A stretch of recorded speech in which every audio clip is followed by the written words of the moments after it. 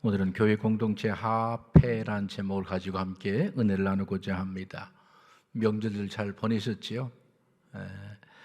마음은 기쁘지만 몸은 굉장히 피곤했었던, 육체는 조금은 지치지만 우리 안에 가족에 대한 어떤 사랑들 또 그 정들을 듬뿍 담고 돌아온 시간인 줄로 압니다. 가족의 소중함을 만남을 통해 새삼 경험하게 되는 것 같아요. 저는 이제 또 오래간만에 우리 손주를 봤더니 저를 쌩까고 야, 세상에 하루 종일 저를 모른 채 하더라고요. 그래서 얘가 사람 다루는 줄 아는구나 라는 생각을 하게 되었고요. 또 시간이 흘러서 또 품 안에 있는데 얼마나 예쁜지 그렇게 가족의 사랑들 가슴에 품고 돌아온 시간이었던 것 같습니다. 가족의 소중함, 그 사랑의 위대함을 느낀 시간이었던 것 같아요. 동시에 뭘 생각하냐면 우리가 그리스도 예수 안에서 영적인 한 가족이 되었잖아요. 그래서 교회 공동체가 더하면 사랑의 놀라운 위대함이 있을까, 서로 그리워하고 서로 소중하게 여기는 그런 공동체를 만들 것인가에 대해서 함께 기도하면서 고뇌하면서 오늘 말씀을 시작하려고 합니다. 에베소 교회에 대한 바울의 애정은 남달랐다고 자주 말씀을 드렸습니다. 2년의 반 동안, 때론 3년의 시간 동안 밤낮으로 말씀을 그들을 양육했기 때문입니다. 저 역시도 마찬가지겠지요. 제가 예를 들어서 이제 은퇴하게 되어져서 우리 교회를 생각한다고 한다면 우리 교회가 어떻게 성장하고 있을까, 사람들은 어떻게 변해 있을까에 대한 그런 기대감이 있듯이 바울은 에베소 교회 성도들을 향한 그 따뜻한 애정들이 남달랐던 것은 분명합니다. 그래서 밀레도에서도 그가 예루살렘에 올라갈 때 언제 죽을지 모르기 때문에 그는 보고 싶었던 사람들을 초대했는데 그들이 에베소 교회 장로님들이었습니다. 그들을 초대해서 그의 속마음을 다 얘기하고 함께 울고 함께 축복하며 그리고 전송해 주었던 공동체가 에베소 교회 공동체였습니다. 에베소 교회를 향한 바울의 마음은 예수 그리스도께서 에베소 교회를 향한 마음과 동일하다고 생각이 들어집니다. 바울은 에베소 교회가 어떤 교회가 되기를 그토록 소원했을까요? 주님은 에베소 교회, 오늘의 우리 교회를 향해서 어떤 교회가 되기를 그토록 소망하고 있을까요? 성경 속에 그 해답은 이미 다 남아있기 때문에 쉽게 좀 말씀을 드리겠습니다. 우리는 에베소서를 통해서 교회라고 하는 것이 무엇인가에 대해서 말씀하시면서 교회는 그리스도의 몸이라고 말씀을 하고 있습니다. 더 나아가서 교회는 그리스도의 신부라고 말씀하고 있습니다. 그러면 우리가 그리스도의 몸이기 때문에 그리스도께서 우리의 몸을 통치하실 뿐만 아니라 몸된 우리들이 해야 할 사명이 분명히 있을 것입니다. 그 사명에 대한 말씀은 뒤에서 말씀을 드려볼게요. 우리는 그리스도의 신부가 되기 때문에 주님께서 우리를 뜨겁게 사랑하신다는 약속의 말씀이지만 또한 동시에 신부된 우리들이 해야 할 일이 있는 것은 우리는 잘 알고 있습니다. 그래서 교회를 생각할 때마다 그리스도의 몸이 교회구나, 그리스도의 신부가 교회라는 사실을 기억한다면 굉장히 쉽게 이해할 수 있을 것입니다. 그런데 구약 성경을 보게 되어지면 교회의 모형, 교회의 그림자가 있는데 그것을 저는 에덴이라고 말씀을 드렸습니다. 에덴, 그 에덴은 기쁨의 동산이라는 뜻입니다. 하나님과 교제할 때에 동행할 때 기쁨이 있었던 공동체, 그것이 곧 교회의 그림자 예표인 것입니다. 뿐만 아니라 신약에 와서는 우리 예수님께서 교회의 그림자를 천국이라고 말씀하고 계시네요. 하나님의 나라입니다. 하나님이 다스림에 통치하는 그것이 교회이며 천국이라고 이렇게 말씀을 하고 계신 것입니다. 자, 그러면 그리스도의 몸, 그리스도의 신부, 에덴, 천국, 이 모든 것에 공통점이 있습니다. 그것은 하나님과 동행한다라고 하는 것입니다. 하나님의 다스림과 통치하심 속에 있다라고 하는 것입니다. 우리는 누군가에게 다스림받고 통치받는 것에 대해서 약간의 거부감이 있지만 쉽게 말하면 그분의 사랑에 굴복되어져서 그분의 사랑에 온전히 붙들려서 나도 모르게 자연스럽게 사랑에 순종으로 응답하는 그런 공동체가 가장 중요한 공통분모라고 말씀할 수 있는 것입니다. 그러하기에 에베소 교회를 향한 바울의 기대감은 이미 그리스도의 몸이요 신부이며 에덴이며 천국을 통해서 말씀해 주었던 그 모습이 되기를 바라고 있는 것입니다. 뿐만 아니라 우리 주님도 역시 마찬가지겠죠. 우리 교회를 향해서 너희는 천국 되기를 원한다. 너희는 에덴 되기를 원한다. 너희는 그리스도의 몸이요 신부 되기를 소원한다. 이제 내가 너희를 다스리고 통치할 터인데 사랑으로 다스릴 것이다. 그 사랑의 너비와 길이, 높이와 깊이를 깨달아 알아. 너는 그 사랑을 순종으로 반응해라. 그것이 주님이 기대하는 공동체 교회인 것입니다. 그런데 이 교회 공동체를 그렇게 만들기 위해서 중요한 두 부류의 사람이 있는데 그 첫 번째가 누구냐면 목회자입니다. 저는 여러분들에게 에베소 3장 11절 13절의 말씀을 가지고 드리면서 저를 목회자로 부르신 이유가 뭐냐면 성도를 온전하게 하며 봉사일을 하게 하며 그리스도의 몸된 교회를 세우기 위해서 불렀다고 말씀을 드렸습니다.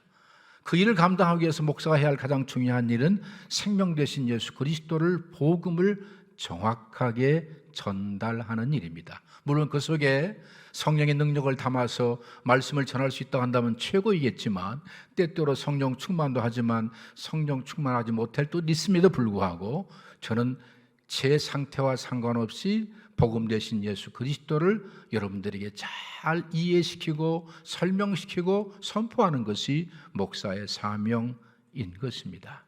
그런데 또 한 가지 중요한 사명이 한 가지가 있네요. 그 사명자가 오늘 본문의 말씀 속에 감춰져 있는데 한 번 더 읽어봅니다. 16절의 말씀을 한번 읽어보실까요? 16절의 말씀을 보면 이렇게 나와 있습니다. 함께 한번 읽어볼까요? 시작. 그에게서 온 몸이 각 마디를 통하여 도움을 받음으로 연결되고 결합되어 각 지체의 분량대로 역사하여 그 몸을 자라게 하며 사랑 안에서 스스로 세운다라고 말씀하고 있는데 여기에 중요한 한 가지 단어가 뭐냐면 각 마디라고 하는 단어입니다. 마디가 뭔지 모르겠지만 헬라말로 하페라는 단어이고요. 이 하페라는 단어는 우리로 말하면 인대로 해석하면 좋을까요?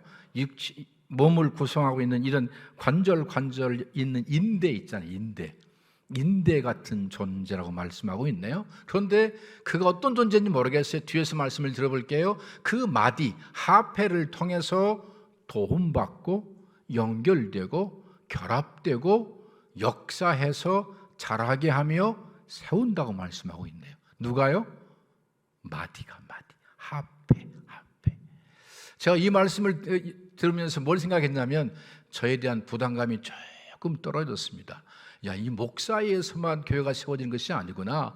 목사뿐만 아니라 하페들, 마디들이 많이 있어야만이 목사는 한 사람이지만 이 관절마다 이 인대들이 다 이렇게 있잖아요. 이 마디가 하페가 있어서 그 하페들이 역할을 잘 감당할 때 좋은 교회가 된다는 사실을 제가 기억하면서 조금은 제가 부담을 덜게 되었고 여러분들은 심한 부담을 갖게 될 줄 믿습니다. 자 그러면 이 본문의 말씀 속에서 중요한 내용을 말씀을 드리기 전에 제 어린 시절의 기억이 한 가지가 있는데요. 저는 중학교 2학년 때부터 주일학교 부교사를 하다가 중학교 3학년이 되니까 이제 한 반을 저한테 맡겨주시더라고요. 젊은 날이니까 아주 열심히 신방하고 아이들하고 같이 놀아주고 또 먹을 걸 사주고 하면 교회가 부흥이 되어져 공동체가 부흥이 되어서 저희 반이 한 25명 정도가 됐지만 제가 아는 한 집사님은 그 반이 60명에서 80명이었습니다. 제가 그분을 지금 잊지 못하는 게 뭐냐면 그분의 언어는 굉장히 따뜻했습니다. 어떻게 그렇게 말을 따뜻하게 하실까? 그분과 교제하다 보면 마음의 위로가 되어지고 격려가 되고 힘을 얻어요. 무슨 말로 제가 하더라도 그 말을 따뜻한 말로 위로의 말로 바꾸어서 말씀을 해주시더라고요. 저는 설교하기 위해서 이렇게 얼굴을 가증스럽게 웃는 모습을 하고 있지만 그분은 그렇지 않았어요. 늘 범사가 환한 얼굴로 그렇게 대하는 분이었습니다. 그래서 그분이 계신 곳에는 그것이 여전도회라고 한다면 여전도회가 더 이상 다툼이 끝나더라고요. 그분이 들어가면 다툼이 끝납니다. 상처받은 자가 있으면 그 상처가 치유받더라고요. 그러더니 결국에는 나중에 얘기를 들어보니까 남편은 신학을 해서 목회자가 되고 사모님으로 이제 뭐 연세가 꽤 많이 들었겠죠. 90쯤 됐을까요? 뭐 그렇게 됐을 텐데 은퇴했다는 얘기를 듣게 되었습니다. 교회 공동체 안에 중요한 화폐가 무엇이냐고 묻는다면 바로 그리스도의 마음을 가지고 살아가는 사람들이 구석구석에 많이 있어야 된다는 것입니다. 목사 혼자 드리는 것이 아니라 이 화폐들이 관절 속에 연결해서 그리스도의 마음으로 연결하고 그리스도의 마음으로 치유하고 그리스도의 마음으로 회복시키는 그들이 있을 때에 교회가 사랑 안에서 잘 성장할 것을 우리에게 말씀하고 계신 것입니다. 자, 그러기 위해서 교회가 교회답기 위해서 그리스도의 신부가 되고 몸이 되어지고 에덴이 회복되어서 기쁨의 공동체가 되어지고 우리 안에 천국의 실제가 되어져 의와 평강과 희락이 있는 삶을 살기 위하여 정말 중요한 것이 무엇인가를 오늘 본문의 말씀 속에 몇 가지로 해답을 찾고자 하는데 그 첫 번째가 13절에 있습니다.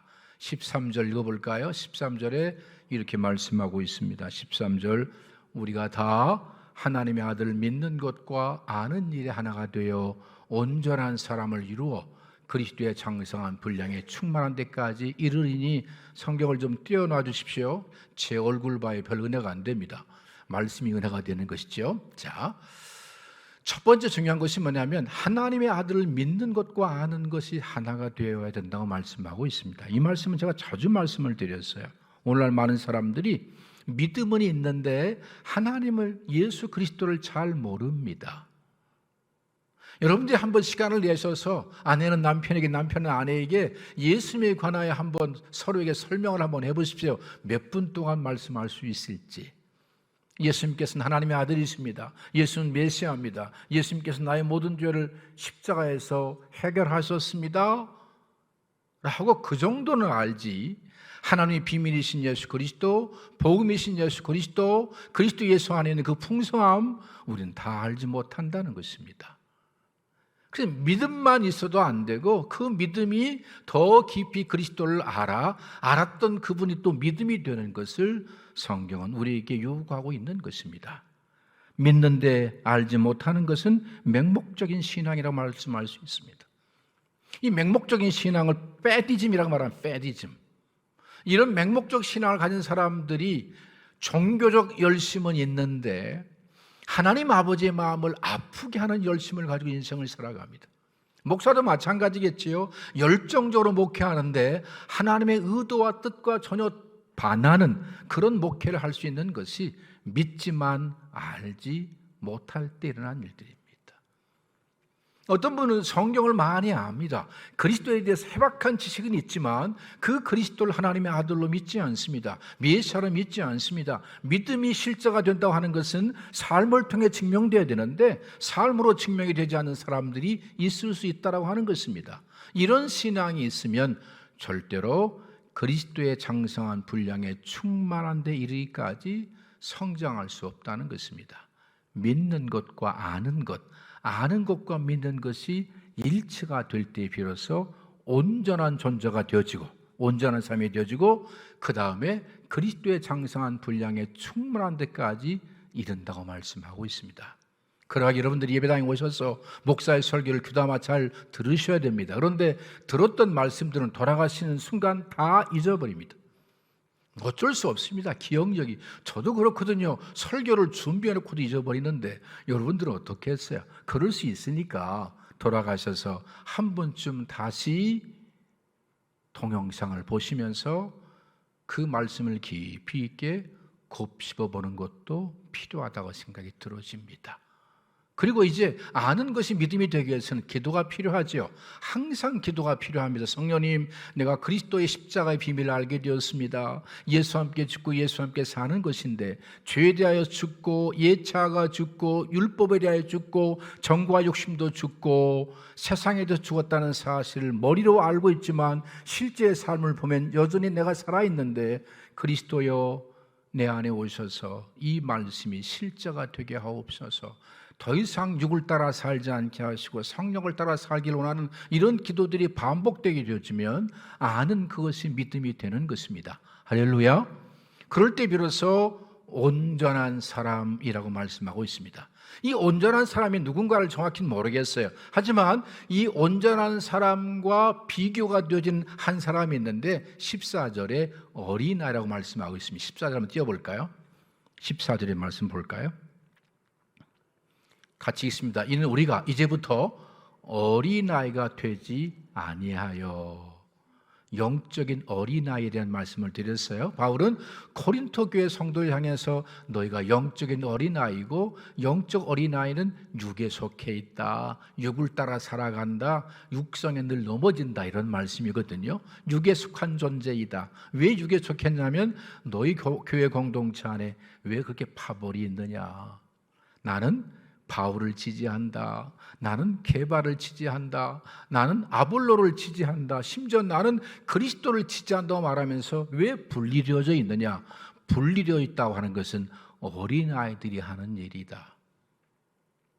찬양대도 마찬가지거든요. 시온 찬양대로 그리고 호산나 찬양대로 하고 있다가 결정적 순간에 하나로 뭉치는 것이 성숙한 그리스도인의 모습인데, 호산나에서 주관하면 시온이 조금 안 가고, 시온이 주장하면 호산나가 안 가고, 다 어린아이들, 영적 어린아이가 그렇게 행동한다 이 말이에요. 그리스도 예수 안에서 연합을 지향할 수 있어야 되는데 고린토 교회가 그래했고, 다시 에베소서의 4장 14절을 띄워놓으십시오. 제 얼굴 봐야 별 은혜가 안 됩니다. 요즘은 이게 사진을 찍으라 그러면 제가 사진을 안 찍습니다. 왜냐하면 과거에 젊은 날은 찍어보면 볼만했는데요, 요즘은 찍으면 나도 보기 싫은데 다른 사람이 얼마나 보기 싫을까요? 자, 읽어볼까요? 다시. 이는 우리가 이제부터 어린아이가 되지 아니하여. 자, 어린아이의 특징이 뭐냐면 사람의 속임수와 간사한 유혹에 빠져가는 게 어린아이래요. 첫 번째가 뭐라고요? 사람의 속임수, 간사한 유혹. 두 번째가 교훈과 풍조에 밀려서 요동하는 사람들이 영적인 어린아이라고 말씀하고 있네요. 자, 여기서 말씀하고 있는 사람의 속임수와 간사함이 무엇일까요?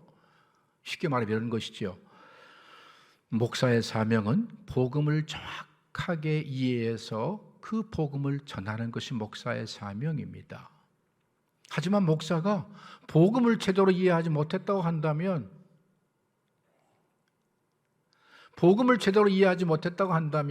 그래서 복음을 제대로 이해하지 못해서 누구한테 전한다고 한다면 얼마나 큰 문제가 되겠어요. 2부 예배도 말씀을 드렸지만 늘 제가 하는 고민이 뭐냐면, 성경 말씀을 통해서 우리 주님이 주고자 하는 메시지를 정확하게 찾아내요.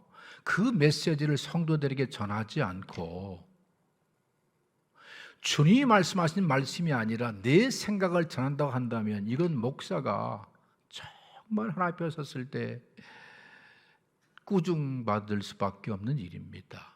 그 성경을 어떻게 성령의 감동하심을 따라서 제대로 잘 해석해서 성도들에게 전하느냐.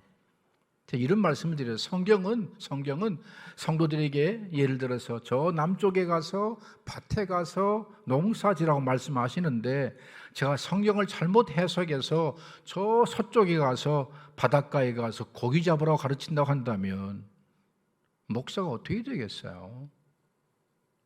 그래서 목사는 어쩔 수 없이 성경과 씨름하는 시간들이 많아야 돼요. 이런 시간들을 목사에게 많이 허락을 해 주셔야 되는 것이에요. 특별히 우리 교회는 우리 교회 와서 제가 말을 쉽게 해가지고요, 제가 죽을 때까지 반드시 새벽 예배를 하겠습니다 해가지고 매일 제가 새벽 예배를 인도하잖아요. 이번 1년 동안은 제가 작년 1년 동안 열심히 해외 선교 연장한다고 예배장을 많이 비웠기 때문에 내가 수요일 날도 금요일도 오후 예배도 내가 다 한다고 그래가지고 말을 잘못해가지고요, 이제 와 취소할 수도 없고 성도들한테 참 미안한 마음이 있어요. 그래도 대배 정도는 더 말씀을 깊이 있게 준비하고, 수요일 날은 참 깊이 있게 준비하는데 주일 오후 시간은 약간 제가 좀 그렇습니다.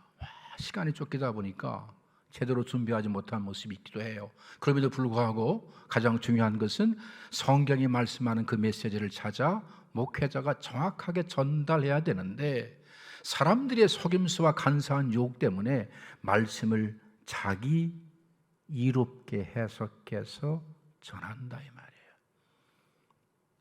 그 대표적인 사람은 이만희.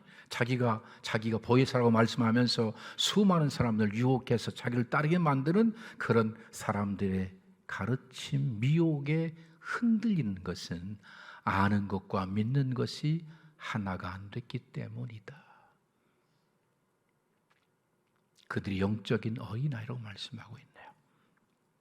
좀 띄워놓으세요. 괜찮아요. 자, 다시 14절로 제가 또 불러야 되잖아요. 자, 그 다음 보세요.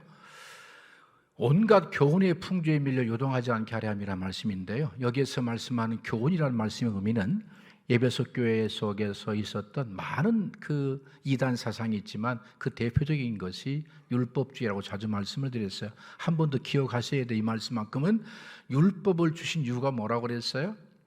율법을 왜 주었어요? 첫째, 죄를 깨닫게 한다고 말씀을 드렸어요. 그래서 율법의 말씀을 읽을 때마다 나는 죄인이라는 사실을 깨달아야 돼요. 그런데 이스라엘 백성들 가운데 특별히 바리새인들은 610시가 율법을 완벽하게 다 지켰어요. 환장할 일이죠. 그러니까 주님께서 두 가지를 말씀하는 거예요. 첫째가 뭐냐면 더 강력한 율법, 도저히 인간의 힘으로 지킬 수 없는 율법을 선포하시는 것이에요. 네가 누군가를 묘했느냐? 살인한 거다. 네 마음속에 어떤 여자를 어떤 남자를 두었느냐? 그 간음한 것이다. 네가 정말 율법을 지키면 너를 박해하는 자를 위해서 네 원수를 사랑하고 박해한 자를 위해서 정말 축복하며 기도하는 것이 정말 그게 사랑이라. 이런 말씀을 선포하니 인간이 지킬 수 없는 말씀이잖아요. 오른뺨을 떼면 왼뺨을 어떻게 돌려댈 수 있겠어요? 안 될 말씀을 전함으로 인하여 주님, 역시 나는 말씀을 지킬 수가 없는 죄인이네요 라는 사실을 깨닫게 하기 위해서 율법을 주었다고 말씀을 드렸어요. 두 번째 중요한 것은 그 율법은 우리를 초등교사가 되어져서 그리스도께로 인도한다고 그랬어요. 너희는 율법을 지킬 수 없어. 내 사명은 너희가 죄인인 것을 깨닫게 하는 게 나의 사명이야. 그럼 이제는 예수님께로 가. 그리고 예수님을 메시아로 하나님의 아들로 믿어야 돼. 그러면 하나님이 너를 의롭다라고 칭하실 거야. 천국 갈 수 있는 유일한 건 그것밖에 없어. 예수를 메시아로 하나님의 아들로 믿을 때 그때 정말 하나님이 인정하는 의로운 존재가 되는 것이지, 너희가 애써서 수고해서 율법을 지키면 아이고 수고했다 칭찬하는 것이 아니라 그것이 하나님을 저항하는, 그리스도를 인정하지 않는 가장 악한 것이라고 율법이 말씀한다 이 말이에요. 그러나 더 중요한 율법이 뭐라고 말씀드렸어요? 세 번째, 그것으로 끝나는 것이 아니라 율법의 요구가 있는데 성령을 따라 살아야 돼. 성령께 붙들려야 돼. 성령과 함께 동행하는 삶을 살아야 돼. 그때가 되어지면 그때 비로소 율법을 제대로 지키게 되어져. 너희 힘으로 되지 않지만 그리스도 예수 안에서 의롭다 칭함받게 되어지고 성령을 따라 살게 되어지면 성령이 너희에게 율법을 지키게 하는데, 거짓말하지 않는 것이 아니라 그 사랑이 그 속에 사랑이 있어서 형제에게 거짓말하지 않고, 사랑이 있어서 무례하게 행동하지 않고, 사랑이 있어서 이웃의 물건을 탐내지 않게 되어지는 그때가 올 거야. 그것이 나에게 율법을 주신 이유고 목적인 것을 알아야 돼라고 말씀한다는 거예요. 그런데 여전히 한국교회에서 계속해서 우리에게 그렇게 살라라고 선포한다고 한다면 환장한 일이죠. 우리 안에 사랑으로 그리스도의 능력으로 살 수 있는 능력이 없는데 그렇게 살기 위해서 몸부림친다고 되는 것이 아니라 전부가 다 명목상 그리스도인으로 전락하고 말더라. 목사이기 때문에, 목사라는 사실 때문에 거룩하다는 사실을 증명하기 위하여 위선자로밖에 못 사는 거예요. 내 안에 있는 수많은 악한 것들이 있는데 마치 깨끗한 채, 거룩한 채, 완벽한 채 하다가 체한다니까. 정말 영적으로 체해버려요. 본문에서 말씀하는 교훈은 율법주의 하나 말씀을 드리겠어요. 세상의 풍조에 흔들려요. 오늘날 많은 그리스도인들이 천국을 사모하나요? 아니면 이 땅이 더 좋은가요? 이 땅에 더 오래 머물고 싶으신가요? 천국에 빨리 가고 싶으신가요? 천국에 빨리 가고 싶은 분들 손 들어주십시오. 나하고 권사님만 들었네요. 모르긴 해도 권사님이 저보다 한 며칠 빨리 가실 것 같네요. 여러분, 천국 가기를 원해야 되는데 내 안에 천국이 실제가 되어져서 천국을 이루는 삶을 살 뿐만 아니라 그 천국을 사모하면서 천국을 준비해야 되는데 많은 사람들이 천국을 사모하며 천국을 준비하지 않고 이 땅에서의 삶만 준비하더라. 언젠간 끝나잖아요. 언젠가 아버지 앞에 설 수 있는 그날이 분명히 있음에도 불구하고 우리의 생각과 우리의 의식이 세상에 붙들려 버리니 하나님의 나라가 보이지 아니하고 하나님 나라를 준비하지 않는 삶을 살 수밖에 없는 것이 연약한 우리의 모습인 것 같아요. 세상의 풍조에 흔들리고 여전히 율법적인 삶을 통해서 자기 의를 드러내기 위해서 애쓰는 삶을 살게 되고 사람들의 유혹에 흔들려서 또 특별히 교회 공동체 안에 들어와서 자기를 추종하도록 만드는 사람들이 들어왔습니다.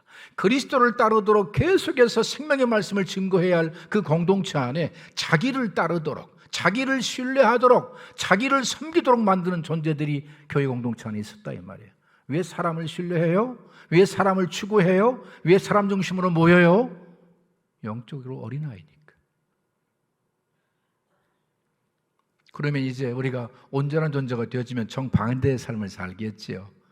우리는 전부가 다 그리스도를 중심으로 하여 하나로 뭉치는 사람이고 복음 대신 예수 그리스도만을 추구하는 삶을 살게 되어지고 세상에 그 어떤 풍조가 밀려오더라도 세속주의 쫓아가지 아니하고 환금만능주의 쫓아가지 아니하고 출세주의 쫓아가는 것이 아니라 하나님이 기뻐하는 삶을 살기를 소원하면서 그것으로 방향을 수정하는 삶을 날마다 살아가더라. 그것이 영적인 성숙한 존재라고 성경은 우리에게 말씀하고 있습니다. 할렐루야. 그런 존재가 되어지면 그런 분들이 많아지면 교회 공동체가 아름답게 설 줄로 분명히 믿어요. 세 번째 말씀은 이제 15절에 나와 있는데요. 두 번째 말씀이네요. 15절 한번 읽어볼까요? 15절 한번 더 읽습니다. 15절 시작.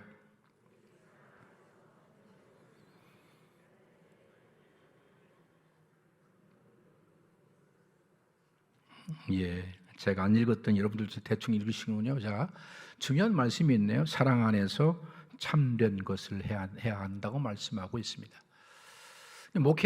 목회자의 사명은 우리 성도들로 하여금 믿는 것과 아는 것이 하나 되게 할 뿐만 아니라 두 번째로 사랑 안에서 참된 것을 할 수 있도록 늘 말씀으로 권면하는 것이고 여러분들은 사랑 안에서 참된 삶을 살기 위하여 그렇게 믿음의 선한 싸움을 계속 싸우는 것이겠죠. 그러면 사랑 안에서 참된 것을 산다는 말의 의미가 뭘까라고 하는 것입니다. 두 가지로 말씀을 드려볼게요. 그 첫 번째가 진리를 말하는 훈련을 해야 된다는 것입니다. 우리는 바울이 이렇게 말합니다. 너희 목구멍은 열린 무덤이라고 말하고 있습니다. 이게 무슨 말씀이냐면 성도들은 입만 열면 누군가를 비판하고 정죄하는 일에 익숙해 있다는 겁니다. 속에서 송장이 썩은 냄새가 언어를 통해 계속 나온다는 거예요. 우리의 신앙의 성장과 성숙을 위해 정말 중요한 한 가지가 뭐냐면 우리의 언어를 바꿔야 한다고 하는 것입니다. 입에서 나오는 그 언어가 복음 대신 예수 그리스도, 생명 대신 예수 그리스도, 우리에게 영원한 생명을 주시는 그 그리스도의 복음을 끊임없이 말을 해야 되는데 입에서 나오는 말들이 죽이는 말,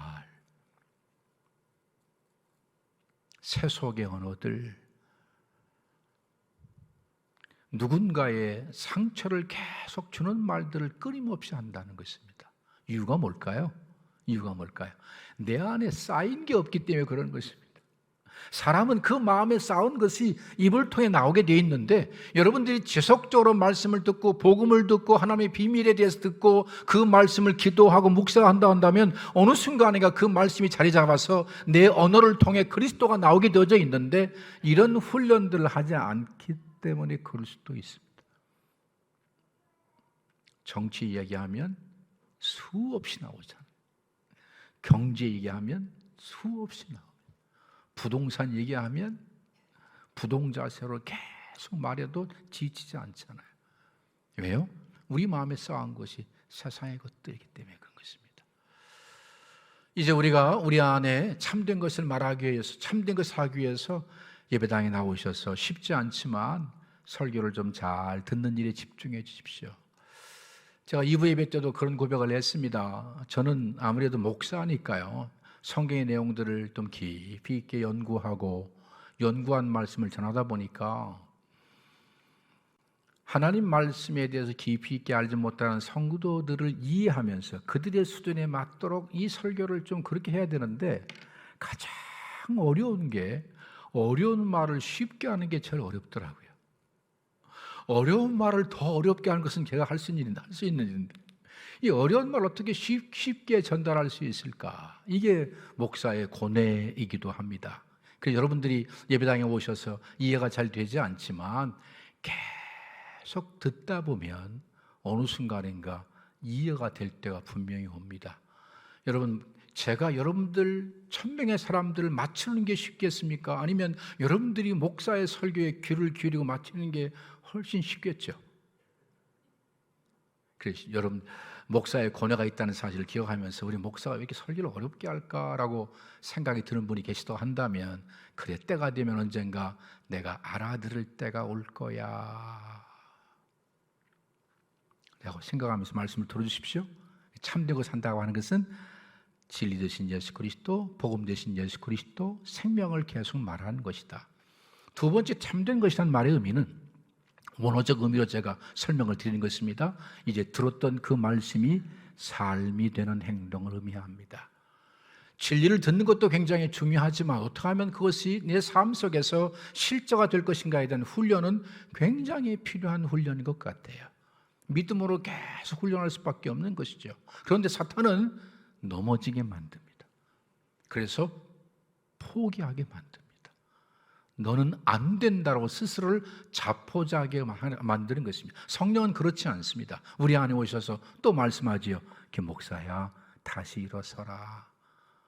너로 하여금 거룩한 삶을 살게 하는 것은 내가 하는 것이지 네가 하는 게 아니다 라고 이렇게 세우시는 것이에요. 저와 여러분들이 어떤 문제 때문에 절망하고 주저앉아 있는 이유가 뭐냐면, 왜 그렇게 넘어지냐면 다른 게 아니더라고요. 첫째가요, 내가 하려고 애쓰니까 힘이 빠지면 쓰러지는 거예요. 첫 번째가. 이해가 되시죠? 내가 하려고 하니까. 두 번째가 뭐냐면, 아직 신앙의 성장과 성숙이 안 되었음에도 불구하고 신앙의 어떤 단계를 내가 이루려고 애쓰기 때문입니다.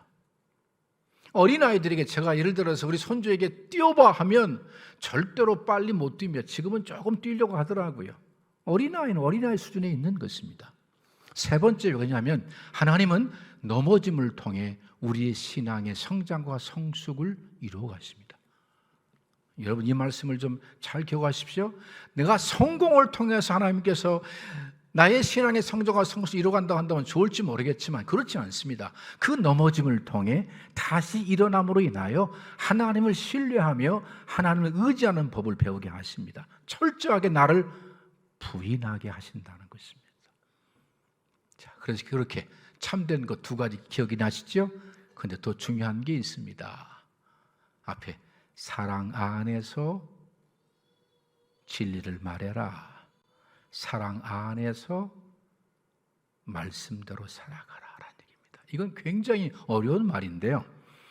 자, 제가 여러분들에게 설교를 할 때에 누군가의 심정을 아프게 하는 것이 아니라 사랑으로 말씀을 감싸서 전하기 때문에 맞는 말씀인데 기분 나쁜 것이 아니라 그 말씀 앞에 인정하고 고개를 숙이고 함께 동참하게 만드는 것은 그 메시지 속에 사랑을 담는 일입니다. 참 쉽지 않지요. 그래서 성도들이 예배당에 와서 목사의 설교를 들을 때 때로는 그 강력한 말씀이지만 그 말씀 속에서 희망을 얻고 위로를 받고 다시 일어설 수 있는 그런 존재로 세운다고 하는 것은 쉽지 않기 까닭에 더 많은 시간들을 믿음으로 살고 무릎 꿇는 시간을 가져야 하는 것이 목사가 해야 할 가장 중요한 일이겠지요. 두 번째 이제 이런 얘기입니다. 참된 것을 말씀대로 살아가는데, 제가 이제 예를 들어서 이렇게 말씀을 드렸잖아요. 과거에 제가 마음으로 굉장히 존경하는 목사님이 계신데, 그 목사님의 삶은 내가 도저히 따라갈 수 없어서 그분을 가까이 하지 않았습니다. 왜냐하면 사례비도 가장 조금 받고 삽니다. 나는 많이 받고 살았는데, 어느 날 밤에 이렇게 가다 보니까 밤인데 어떤 나이 드신 분이, 지금 청소부들이 다 퇴근했을 때인데 길거리에 휴지를 담아가지고, 그리고 쓰레기 봉투를 사다가 거기에 담아서 버리길래 도대체 누구지 하고 봤더니 그 목사님인 거예요. 제가 그때부터 더 가까이 하지 않았습니다. 왜냐하면 그 목사님 보면 나의 부족함이 너무나 많이 보여서 가까이를 못하겠더라고요. 제가 어떤 분을 디스하는 거 아닙니다. 여러분, 제가 하는 말의 의도를 좀 잘 들었으면 좋겠어요. 어떤 분이 거룩하게 살아갑니다. 그런데 그를 만나면 거룩한 모습이 안 보이는데 뭔가 모르게 강력한 영향력을 끼칩니다. 그게 예수님의 모습이었습니다. 예수님 하나님이셨습니다. 전능하신 그분이 이 땅에 오셔서 죄인과 함께 먹고 마십니다. 연약한 모습으로 계시는데 똑같은 본질인데 뭔가 좀 다릅니다. 그리고 그를 만나 대화하게 되어지면 거룩에 물들어가고, 사랑에 물들어가고, 아닌 것 같은데 사랑에 물들어가고, 섬기에 물들어가게 만드는 분이었습니다. 사랑 안에서 우리가 산다고 하는 것이 바로 그런 의미이지 않을까. 그를 만나면 왠지 내가 작아지고, 왠지 내가 부끄러워지고, 왠지 내가 죄인으로 보이는 것이 아니라 같은 동질감을 느끼게 되는데 그 이상할 정도로 변화가 일어나는 삶 말입니다. 이렇게밖에 표현이 안 되네요. 이런 공동체가 많이 있을 때 비로소 그리스도의 머리이신 그리스도까지 그렇게 성장하게 되어지고, 그런 교회 공동체 일원을 통해서 교회가 주님 보시기에 아름다운 교회가 될 것을 말씀하고 있습니다. 마지막 세 번째입니다. 중요한 이 말씀을 드리려고 하는 것인데요. 16절 다시 한번 오래 떼어놔 주십시오. 오래. 자, 그 얘기에서 그가 누구지요? 그리스도 예수를 의미합니다. 예수님에게서부터 온 몸이 각 마디를 통하여 도움받고, 같이 한번 해볼까요? 도움받고, 손으로 하나씩 도움받고, 연결되고, 결합되고, 지체의 분량들을 역사하게 해서 자라게 하고 세우게 한다. 뭐가요? 예? 합해. 마디가. 성경에서 그 마디가 누군가에 대해서 말씀해 주셨으면 얼마나 좋겠어요. 그런데 이 마디가 누구인가에 대해서 말을 한마디도 안 해요. 역시 안 웃네요. 마디가 뭔가에 대해서 한마디도 안 하고 있어요. 한마디도 하지 않기 때문에 성경 전체 속에서 그 마디가 어떤 역할을 하는 존재인가에 대해서 찾을 수밖에 없는 것이에요. 이미 앞에 쭉 말씀을 드렸습니다. 그 마디가 뭐냐면 사실은 성령께 붙들려 성령과 함께 사는 사람인데, 그들의 라이프 스타일을 보니 부르심에 합당하게 행동하게 되어지는데, 그의 삶 속에는 온유가 있고 겸손이 있고 오래 참음이 있고 사랑으로 용납하는 삶을 살고, 성령께서 하나 되게 하신 것을 지키기 위하여 늘 믿음으로 살아가고, 목회자의 가르침을 받아서 신앙의 삶의 방향을 정하되 하나님과의 온전한 관계, 그리스도의 그 마음을 가지고 봉사하는 삶을 살기 위하여 그 낮은 곳을 지향하게 되고,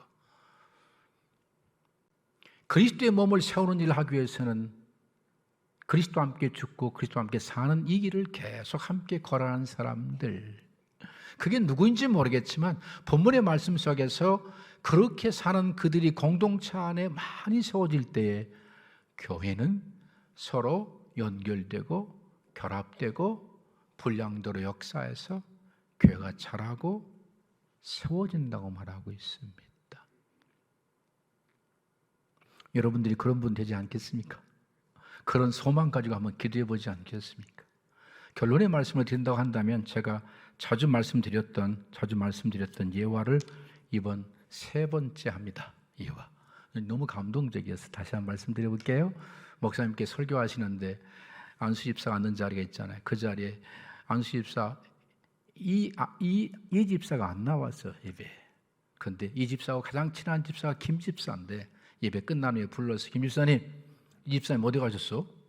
말을 안 해요. 빨리 말해. 어디 가셨어? 왜 안 나왔어? 예배당 안 나온 거야. 사실은요, 우리 김 집사가 오늘 낚시질 갔거든요.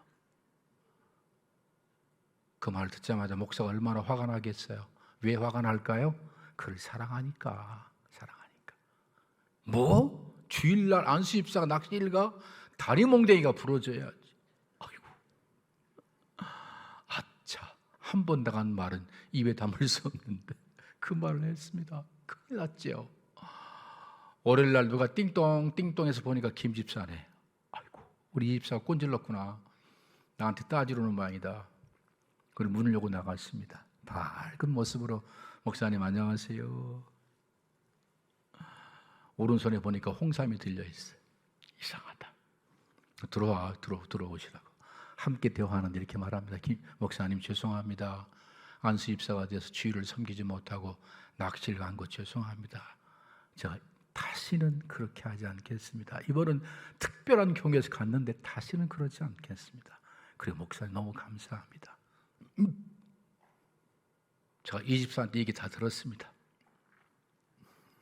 가슴이 얼마나 철렁했겠어요. 이렇게 말을 이어갑니다. 목사님, 이 집사한테 이렇게 말씀했다며요. 이 추운 날 옷이나 따스게 입고 낚시를 갔는지 모르겠다고. 야, 저는 제가 이 예화 간증을 잊을 수가 없는 거예요. 하페의 사람이 누구냐?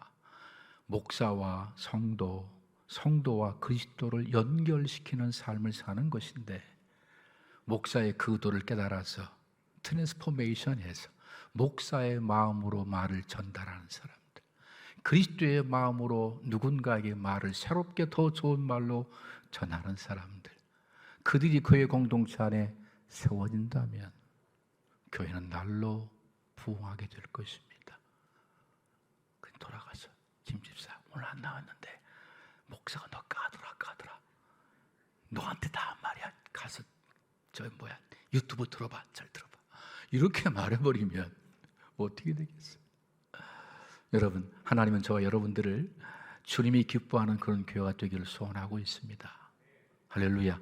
그 방향을 향해서 우리가 한 사람 한 사람이 아는 것과 믿는 것이 하나가 되기 위한 그런 훈련들, 목사도 마찬가지겠죠. 그런 훈련시키고 사랑 안에서 참된 것을 할 수 있도록 날마다 훈련하며 믿음으로 그 길을 감으로 인하여 여러분들이 마디로 세워져서 합회가 되어져 교회 공동체를 연결하고 결합해서 분량대로 역사하게 만들어서 교회를 더 아름답게 세워갈 수 있는 그런 좋은 성도들 되시게 되기를 예수 그리스도 이름으로 부탁의 말씀을 드리겠습니다.